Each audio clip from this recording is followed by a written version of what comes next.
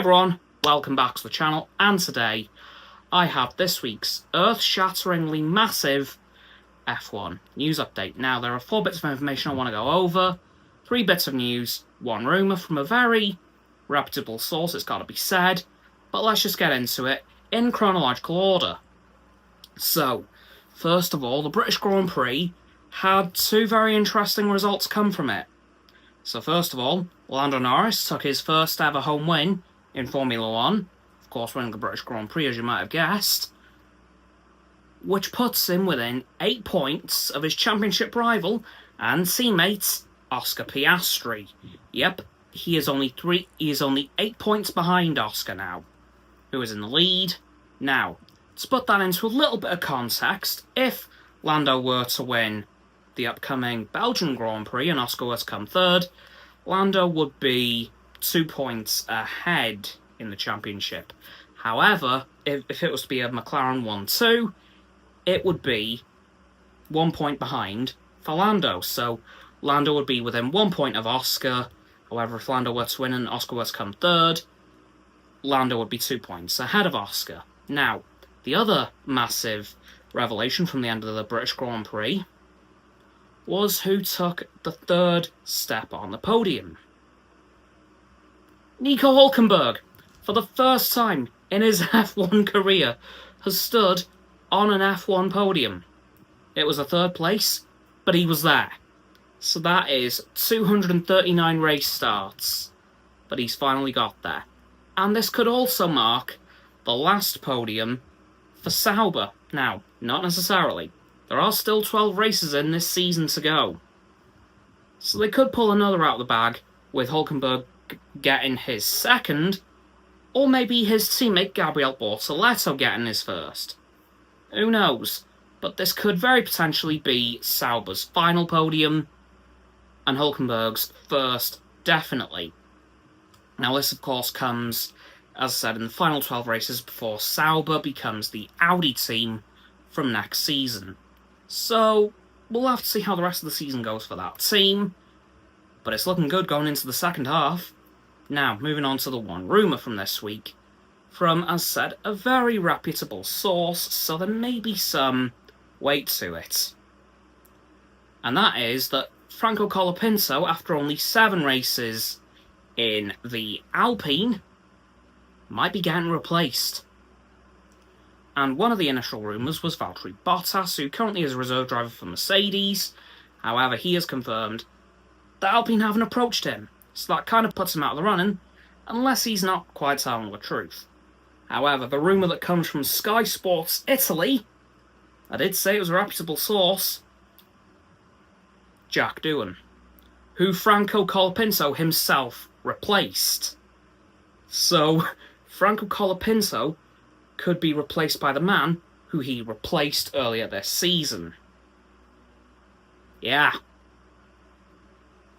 This rumour might be true, it might not be. Take it with a pinch of salt, I guess, because it is a rumour nonetheless. But as I said, it is from Sky Sports Italy, so it is a very reputable source.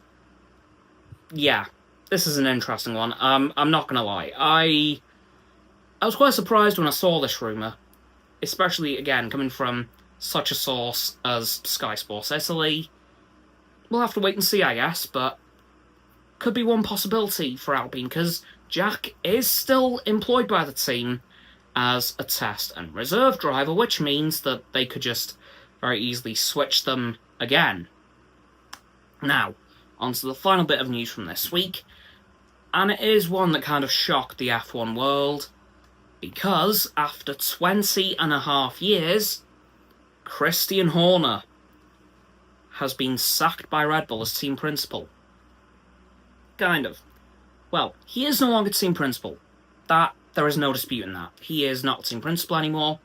In fact, Laurent Mekies, who up to now has been the team principal at VCarb, has replaced Horner, and Alain Permain, who was signed from Alpine by VCarb at the end of last season, has taken Laurent's place in VCarb.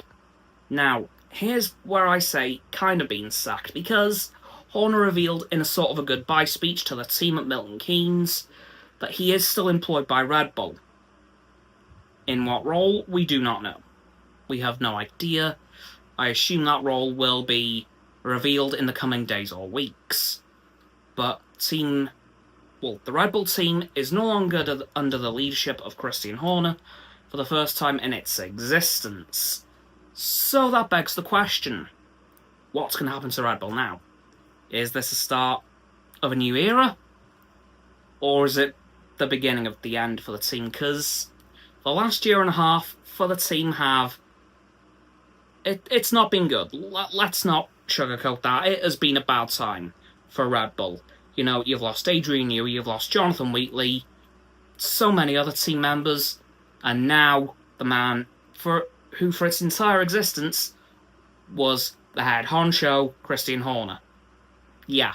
I don't know what's even going on there, guys. I've got no idea. But again, time will have to tell, and hopefully we find out what's going on soon enough, especially with Christian Horner, and what his new place in the team will be. And also to see how Laurent Marquis and Alain Permain, respectively, get on in their new roles. Anyway, though, that's going to do it for this video, covering the massive week that has been occurring in F1. And that's without a race. Yeah, so please, like the vid, subscribe to my and Roxanne's channels. Her link is down in the description, my sub button is down there, please click those. Then the bells to get both sets of our notifications, comments as well, because why not let me know what you think of everything I've talked about today, and what your opinions on everything are, and how you think things are going to go for Red Bull, Franco Colapinto, and how you think McLaren are going to prioritise their two drivers going into the second half of the season, with them being so close in the championship standings. And once you've done that too, please follow me on social medias. They'll be in the link tree in the description below. That is going to be Roxanne's website. And lastly, please do share this video with all of your friends so they can join the infinite loop of liking, subscribing, commenting, following, and sharing, and around and around and around that loop. And I'll see you all tomorrow with my thoughts on the new Superman movie. Goodbye!